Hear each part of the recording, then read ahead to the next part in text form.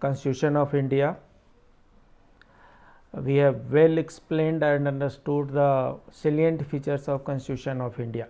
So now we will concentrate upon the sources of the Constitution of India. जी हाँ, ये जो sources of constitution of India chapter है, ये chapter जो है जितने भी एग्जामिनर होते हैं उनके क्रस्ट होते हैं, जितने भी एग्जामिनर होते हैं वो एक या दो question sources of constitution of India में से ढूंढ करके ज़रूर डालते हैं। तो आइए, जब भारतीय संविधान लेंदीएस्ट कॉन्स्टिट्यूशन है, लेंदीएस्ट रिटेन कॉन्स्टिट्यूशन है, तो इसके कुछ न कुछ सोर्सेस भी हुए होंगे, कहाँ से इसको लिया गया है। तो आइए उसके बारे में हम समझते हैं। तो अभी तक जो हमने पढ़ा उसके अनुसार हमने देखा कि Indian constitution is the backbone of democracy in our country. For the smooth functioning of the democracy, there has to be some laid down books, and that is what known as Constitution. And in India, it's Constitution of India. So भारतीय संविधान जो है भारतीय लोकतंत्र की एक रीढ़ की हड्डी है। It is an umbrella of rights that gives the citizens an assurance of a free and fair society. Society में फ्रीडम तो होना ही चाहिए, लोगों को फ्रीनेस फील होनी ही चाहिए। कितना फ्रीडम होना चाहिए, कितनी फ्रीनेस फील होनी चाहिए? क्या हमारा फ्रीडम दूसरे के फ्रीडम में इंटरफेयर कर पाएगा? इसकी चर्चा जो है कॉन्स्टिट्यूशन में किया गया है। हमारे पास बहुत से आज़ादी है, बहुत से स्वतंत्रता है, बहुत से फ्रीडम है, बहुत से राइट है, फंडामेंटल राइट्स हैं। हमारे फंडामेंटल राइट्स वहीं तक जा सकते हैं जहां तक कि दूसरे की फंडामेंटल राइट को इन्फ्रिंज न करते हो, क्रश न करते हो, कट न करते हो।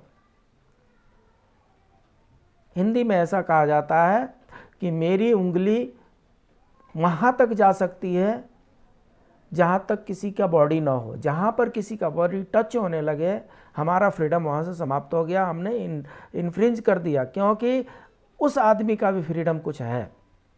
तो इसलिए फ्रीडम जो है रेसिप्रोकल है।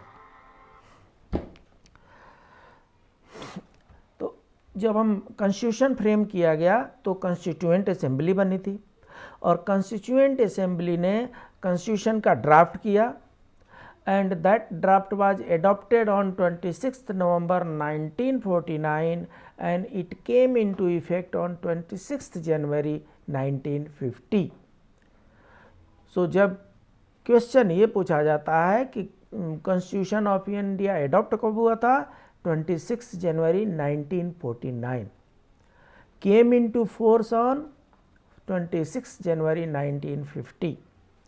सो सोर्सेस ऑफ कॉन्स्टिट्यूशन की जब हम बात करते हैं, हमारे पास कॉन्स्टिट्यूएंट असेंबली में इनिशियली 389 मेंबर्स थे, बाद में 90 मेंबर्स डिवीजन के बाद से पाकिस्तान चले गए, और 299 कॉन्स्टिट्यूएंट असेंबली के मेंबर्स ने मिल करके इस कॉन्स्टिट्यूशन को बनाया।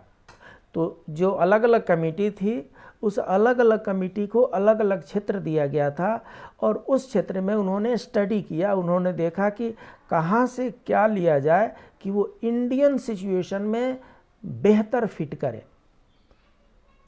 और उसमें सबसे पहले जो नाम आता है वो गवर्नमेंट ऑफ इंडिया एक्ट 1935 का आता है।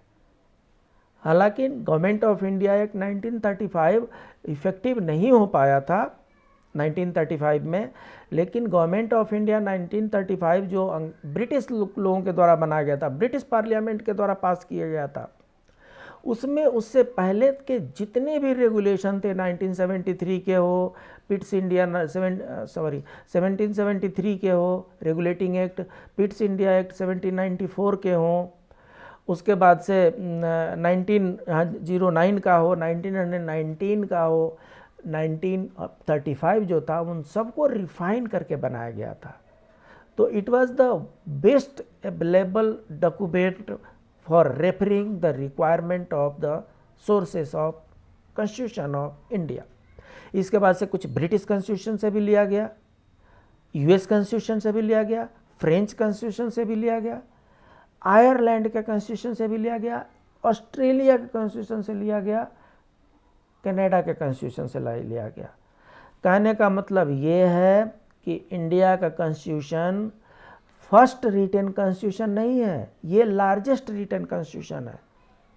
इंडिया के कॉन्स्टिट्यूशन से पहले इतने देशों के पास निश्चित रूप से कॉन्स्टिट्यूशन के बुक थे, तभी तो वहाँ से हमने उस चीज़ों को लिया, एडॉप्ट किया है।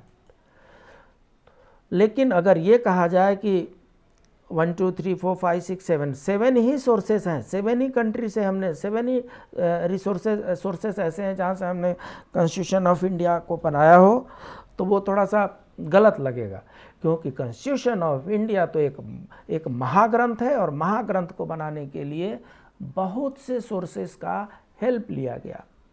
यहाँ पर कुछ 11 सोर्सेस के बारे में बताया गया है, और जब भी सोर्सेस की बात आएगी, पहला सोर्स जो होगा गवर्नमेंट ऑफ इंडिया एक्ट 1935 होगा। British constitution, US constitution, Irish constitution, Canadian constitution, Australian constitution, Weimar constitution of German, that means German constitution, USSR constitution, French constitution, South Africa constitution, Japanese constitution. इन जगहों से major parts को हमने जो जहाँ Indian situation के अनुसार fit बैठता था उसको हमने लिया। इसकी चर्चा हम करते हैं। इसकी चर्चा करें इससे पहले जस्ट हम आपको याद दिलाते चलें, ये जो जिस चैनल पर हम ये सब पढ़ रहे हैं ये चैनल है SGKG स्टडीज़ गुरुजी। अगर आपको अच्छा लगता है, अगर मटेरियल आपको अच्छे लगते हैं, तो इसको आप सब्सक्राइब करें, लाइक करें, कमेंट कुछ दें। देखिए ऐसा है, आप लाइक करें, अगर अच्छा नहीं है तो मुझे डिसलाइक भी पसंद है, डिसलाइक इसके बगल में है, आप लाइक करें, नहीं तो डिसलाइक करें। तो इस चैनल का एक सिस्टम कंसर्न चैनल है SGKG 2.22, इस पर RTI, इस पर GS और भी बहुत प्रकार के मटेरियल इसमें दिए गए हैं। इंग्लिश के सारे क्लासेस इसमें किए गए हैं। जिनकी अभिरुचि हो वो इस चैनल पे जाकर के इसको सीख सकते हैं। आप इसको लाइक, सब्सक्राइब और कमेंट भी कर सकते हैं।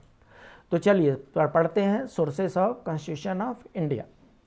तो जैसा कि हमने पहले बताया, पहला जो सोर्स है गवर्नमेंट ऑफ इंडिया एक्ट 1935 है। गवर्नमेंट ऑफ इंडिया एक्ट 1935 से कौन कौन से फीचर हमने लिया है? फेडरल स्कीम हमने लिया है, ऑफिस ऑफ गवर्नर हमने लिया है, जुडिशरी का सिस्टम हमने लिया, public service commission, emergency provision and administrative details, इसके थोड़े थोड़े पार्ट हमने गवर्नमेंट ऑफ इंडिया एक्ट से लिया है। एग्जैक्ट कॉपी पेस्ट रही है, ये एडिटिंग करके है। ब्रिटिश कॉन्स्टिट्यूशन से हमने क्या लिया है? Parliamentary government. हमारे देश में पार्लियामेंट्री गवर्नमेंट है, और ये पार्लियामेंट्री गवर्नमेंट का जो फॉर्म है इसको हमने ब्रिटिश कॉन्स्टिट्यूशन से लिया है। रूल ऑफ लॉ हमने लिया है, लेजिस्लेटिव प्रोसीजर हमने लिया है, सिंगल सिटीजनशिप लिया है। इंग्लैंड में सिंगल सिटीजनशिप है, इंडिया में भी सिंगल सिटीजनशिप है, तो इसके रिसोर्स जो है वो ब्रिटिश कॉन्स्टिट्यूशन है। कैबिनेट सिस्टम लिया है, मिनिस्टर कितने होंगे, कौन कौन होंगे। प्रेरोगेटिव रिट्स, हमारे पास 5 तरह के रिट्स हैं। जो रिट्स हैं वो स्पेशल राइट्स हैं, वो स्पेशल प्रिविलेज है वो। तो वो 5 तरह के रिट्स कौन कौन से हैं हम आगे उसकी चर्चा करेंगे। तो रिट्स जो है कॉन्स्टिट्यूशन ऑफ ब्रिटिश कॉन्स्टिट्यूशन से लिया गया है। Parliamentary privilege and by cameralism. Parliamentary privilege की बात करते हैं तो उसमें ये मेंशन है कि जो भी मेंबर ऑफ पार्लियामेंट है उनको किसी भी सिविल सूट में उनको अरेस्ट नहीं करेंगे। क्रिमिनल सूट में भी पार्लियामेंट जाते समय, पार्लियामेंट से लौटते समय उनको अरेस्ट नहीं करेंगे। इस तरीके से बहुत से प्रिविलेज दिए हुए हैं पार्लियामेंट्री प्रिविलेज के अंडर में। एंड बाईकैमरलिज्म का मतलब ये हुआ कि द्विसदनीय, हमारे पास क्या है, द्विसदनीय सिस्टम है। एक सदन है लोकसभा, दूसरा सदन है राज्यसभा। राज्यसभा उच्च सदन होता है, लोकसभा निम्न सदन होता है। यूएस कॉन्स्टिट्यूशन, यूएस कॉन्स्टिट्यूशन से हमने फंडामेंटल राइट्स, जो फंडामेंटल राइट्स हमारा है आर्टिकल पार्ट 3 में है, आर्टिकल 12 से 35 तक fundamental rights. Independent of judiciary, judicial review, जितने भी पार्लियामेंट रूल बनाती है उसको अपोजिशन पार्टी कोर्ट में चैलेंज करती है तो जुडिशियल रिव्यू का पावर भी जुडिशरी के पास है। Impeachment of the president, president महोदय अगर अपनी सीमाएं लांघ रहे हों या कॉन्स्टिट्यूशन का एब्यूज कर रहे हों तो उनके लिए इम्पीचमेंट का प्रोसेस जो है हमने यूएस कॉन्स्टिट्यूशन से लिया है। Removal of supreme court and high court जजेज and post of vice president, अगर प्रेसिडेंट का इम्पीचमेंट करना हो, वाइस प्रेसिडेंट का को रिमूवल करना हो, सुप्रीम कोर्ट और हाई कोर्ट के जजेस को रिमूव करना हो, उसके बारे में जो प्रोविज़न है वो भी हमने यूएस कॉन्स्टिट्यूशन से लिया है। Irish constitution, Irish constitution means Ireland. So Irish constitution से हमने directive principle of state policy लिया है। कॉन्स्टिट्यूशन का जो पार्ट 4 है वो directive principle of state policy कहलाता है। आर्टिकल 36 से article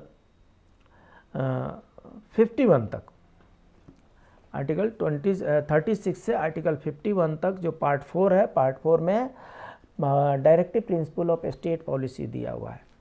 directive principle of state policy का मतलब ये होता है कि ऐसे कोई प्रिंसिपल, ऐसे कोई रूल, ऐसे कुछ उसके डायरेक्शंस जो स्टेट को पॉलिसी फॉर्म करने में हेल्प करते हों, वो सारे रूल, अगर स्टेट कोई पॉलिसी बनाना चाहती है तो उसको क्या ध्यान में रखना है, ये सब directive principle of state policy में दिया हुआ है। Nomination of members to Rajya Sabha कैसे होता है, methods of election of president कैसे होता है, ये सब आयरिश कॉन्स्टिट्यूशन से लिया हुआ है। Canadian constitution, federation with a strong centre, हमारे यहाँ फेडरलिज्म है और फेडरलिज्म में जितने भी पावर हैं वो स्टेट और सेंट्रल के बीच में डिवाइड किया हुआ है, but union will be strongest and that we have taken from Canadian constitution. Vesting of residuary powers in centre, जितने भी हमने पार्ट मेंशन किए हैं, 97 सब्जेक्ट्स यूनियन लिस्ट में, 62 सब्जेक्ट्स स्टेट लिस्ट में, 47 लिस्ट कंकरेंट लिस्ट में होता है सब्जेक्ट्स। इसके बाद भी अगर कुछ सब्जेक्ट छूटा है तो जो कुछ भी नहीं मेंशन किया हुआ है, जो कुछ बच गया है, उसको रेसिड्यूरी पावर कहते हैं, रेसिड्यूरी सब्जेक्ट कहते हैं। एंड रेसिड्यूरी पावर वेस्ट से विद सेंट्रल गवर्नमेंट, ये कैनेडियन कॉन्स्टिट्यूशन से हमने लिया है। Appointment of state governors by the centre and advisory jurisdiction of the supreme court, ये जो प्रोविजन है, ये जो फीचर्स हैं, ये कैनेडियन कॉन्स्टिट्यूशन से हमने लिया है। ऑस्ट्रेलियन कॉन्स्टिट्यूशन से हमने क्या लिया है, कंकरेंट लिस्ट हमने लिया है। मतलब ऐसा नहीं है कि लिस्ट को क्लियर कट बांट दीजिए कि ये सेंट्रल का लिस्ट है, ये स्टेट का लिस्ट है, ख़त्म हो गया बात, नहीं जी। कुछ ऐसे भी सब्जेक्ट होंगे जो स्टेट और सेंट्रल दोनों उस पर रूल बना सकते हैं, उसको कंकरेंट लिस्ट में उस सब्जेक्ट को कंकरेंट लिस्ट में डाला गया है। Freedom of trade, commerce and inter commerce and joint sitting of the 2 houses of parliament. कई बार ऐसा होता है कि जो सरकार है, गवर्नमेंट कोई एक्ट कोई बिल पास करना चाहती है और उसके पास लोकसभा में एडिक्वेट मेजॉरिटी नहीं है, तो वैसे में ज्वाइंट सेशन कॉल किया जाता है, उसमें राज्यसभा लोकसभा के मेंबर एक साथ बैठते हैं और उस ज्वाइंट सिटिंग में बिल को पास करा करके एक्ट बनाया जाता है। ऐसा प्रोविज़न है हमारे कॉन्स्टिट्यूशन में और वो प्रोविज़न ऑस्ट्रेलियन कॉन्स्टिट्यूशन से लिया गया है। जर्मनी का कॉन्स्टिट्यूशन, जर्मनी की कॉन्स्टिट्यूशन से suspension of fundamental rights during emergency, मतलब इमरजेंसी प्रोविज़न में क्या होना है, क्या नहीं होना है। So provisions related to emergency has been taken from the constitution of German. Soviet constitution जो पहले यूएसएसआर था, अभी रसिया हो गया है। यूएसएसआर से हमने क्या लिया था, fundamental duties and ideal of justice in the preamble. So कहने का मतलब कि यूएसएसआर से हम जो कुछ भी लिए हैं वो 42nd अमेंडमेंट 1946 में इंदिरा जी के द्वारा जो किया गया था उसको हमने लिया है। तो सोवियत संघ से हमने क्या लिया, फंडामेंटल ड्यूटीज़ लिया है। आर्टिकल 51A में हमने फंडामेंटल ड्यूटीज़ 1976 में 10 फंडामेंटल ड्यूटीज़ डाले। वाजपेयी गवर्नमेंट के आने के बाद से एक और उसमें ड्यूटी ऐड कर दी गई और अभी 11 फंडामेंटल राइट्स फंडामेंटल ड्यूटीज़ हैं, 11 फंडामेंटल ड्यूटीज़ हैं जो यूएसएसआर से लिए गए हैं।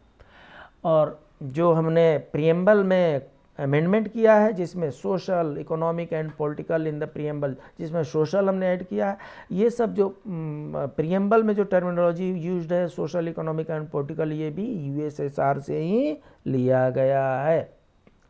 French constitution, Republic and the ideas of liberty, equality and fraternity in the preamble.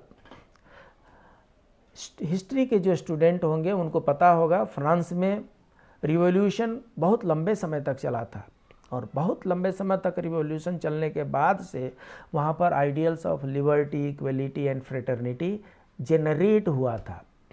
तो जो हमने प्रीएम्बल में टर्मिनोलॉजी यूज किया है, ideals of liberty, equality, fraternity, जो हमने अपने कंट्री को रिपब्लिक बनाया है, फिर Republic means governance of the public. तो जो हमारा कंट्री, जो हमारा कॉन्स्टिट्यूशन रिपब्लिक बना है उसको हमने फ्रेंच कॉन्स्टिट्यूशन से लिया है। साउथ अफ्रीका कॉन्स्टिट्यूशन, जी हाँ, we have taken certain provisions from the South Africa constitution also. तो साउथ अफ्रीका कॉन्स्टिट्यूशन से हमने लिया है procedure for amendment of the constitution. Constitution में अमेंडमेंट का प्रोविजन आर्टिकल 368 में है, प्रोबेबली पार्ट 21 होगा। आर्टिकल 368 में अमेंडमेंट के प्रोविज़न है। तो वो जो आर्टिकल 368 में अमेंडमेंट के प्रोविज़न है वो हमने साउथ अफ्रीका के कॉन्स्टिट्यूशन से अडॉप्ट किया है।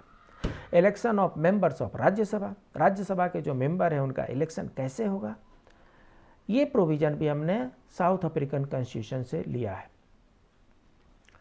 जापानी कॉन्स्टिट्यूशन, जापानी कॉन्स्टिट्यूशन से हमने लिया है procedure established by law.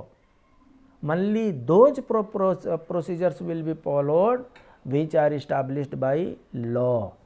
Which is not established by law, that procedure will not be followed. ये जापानी कॉन्स्टिट्यूशन से हमने लिया है। तो इस तरीके से एट ए ग्लांस अगर हम देखें तो 11 प्रोविज़न हमने अलग अलग सोर्सेज से लिया है। उसमें से 10 तो कंट्री हो गए और एक सोर्सेस ऑफ एक Indian government of India Act 1935 हो गया। ये जो 5 है इनको क्वेश्चन के एग्जामिनेशन पॉइंट ऑफ व्यू से ज़्यादा क्वेश्चन पूछे जाते हैं। एग्जामिनेशन में इन 5 रिसोर्सेज से ज़्यादा क्वेश्चन पूछे जाते हैं। इन सब की चर्चा हम कर चुके हैं। ये अब करना ये है कि आप सबको ये 5 सोर्सेज जो है, government of India act, British constitution से हमने क्या लिया, यूएस कॉन्स्टिट्यूशन से हमने क्या अडॉप्ट किया, आयरिश कॉन्स्टिट्यूशन से हमने क्या कॉपी पेस्ट किया और कैनेडियन कॉन्स्टिट्यूशन को हमने कैसे पार्टली अडॉप्ट किया, ये सब जो चीज़ें हैं, ये 5 सोर्सेज तो आपके कंठ पर होना ही चाहिए। ये जब भी 5 सोर्सेज की बात आए आपके फिंगर टिप्स पे ये होना चाहिए कि yes, federal system government of India act, parliamentary system British constitution, federation with strong centre Canadian. तो ऐसे करके हमारे दिमाग में ये रहना चाहिए जिससे जैसे एग्जामिनेशन हॉल में आए हम इसको सॉल्व कर सकें। आज का नीति श्लोक, अति तृष्णा न कर्तव्या तृष्णां नैव परित्यजेत, शनैः शनैः भोक्तव्यम स्वयं वित्तमुपार्जितम्। कहने का अर्थ ये हुआ, अधिक इच्छाएं नहीं करनी चाहिए, पर इच्छाओं का सर्वथा त्याग भी नहीं करना चाहिए। अपने कमाए हुए धन का धीरे धीरे उपभोग करते रहना चाहिए। ये नीति श्लोक जो है हमारे जीवन को संवारने में बहुत काम आता है। अधिक इच्छाएं तो होनी ही नहीं चाहिए। अधिक इच्छाएं जब भी होंगी तो व्यक्ति ग्रीडी हो जाएगा तो उसके जितने भी आइडियोलॉजी हैं वो करप्ट हो जाएंगे, वो आउट ऑफ ट्रैक चला जाएगा। इसलिए अधिक इच्छाएं नहीं होनी चाहिए। लेकिन ये भी उतना ही सत्य है कि इच्छाओं का सर्वथा त्याग भी नहीं करना है। इच्छाएं तो होनी ही चाहिए। अगर इच्छाएं ही नहीं होंगी तो जीने का कोई अर्थ ही नहीं रह पाएगा। इसलिए जीवन में इच्छाओं का होना नितांत आवश्यक है। इच्छाएं होनी चाहिए, लिमिटेड इच्छाएं होनी चाहिए, अनलिमिटेड इच्छाएं नहीं होनी चाहिए। अनलिमिटेड इच्छाएं नहीं होनी चाहिए और इच्छाओं का सर्वथा अभाव भी नहीं होनी चाहिए। जो भी हमने अर्थोपार्जन किया है अपने कमाए हुए धन का, यहाँ पर लिखा हुआ है अपने कमाए हुए धन का, कहीं वो पैटर्नल प्रॉपर्टी है, कहीं पे स्नैचिंग प्रॉपर्टी है, कहीं पे स्टीलिंग प्रॉपर्टी है, कहीं पे थीफ्ट प्रॉपर्टी है, कहीं पे करप्शन से आया हुआ प्रॉपर्टी है। इन सब का उपयोग तो करना ही नहीं है। अपने कमाए हुए धन का धीरे धीरे उपयोग करना चाहिए। धीरे धीरे उपयोग करने का मतलब ये है सिस्टमेटिक मैनर में उसको उपभोग करते रहेंगे तो जब तक जीवित रहेंगे किसी संसाधन की कमी नहीं होगी। और नहीं तो एक दिन में हाथ खोल करके उड़ा दीजिए, दूसरे दिन से समस्याएं बढ़ जाती हैं। तो ये रहे sources of constitution of India और इसको हम अभी डिस्कस कर रहे हैं SGKG स्टडीज़ चैनल पे। जिन्होंने सब्सक्राइब नहीं किया है वे इस चैनल को सब्सक्राइब करें, लाइक करें। जिनको लाइक नहीं लगता है, जिनको पसंद नहीं लगता, वो डिसलाइक भी कर सकते हैं और अपने फ्रेंड्स एंड पीयर्स में शेयर भी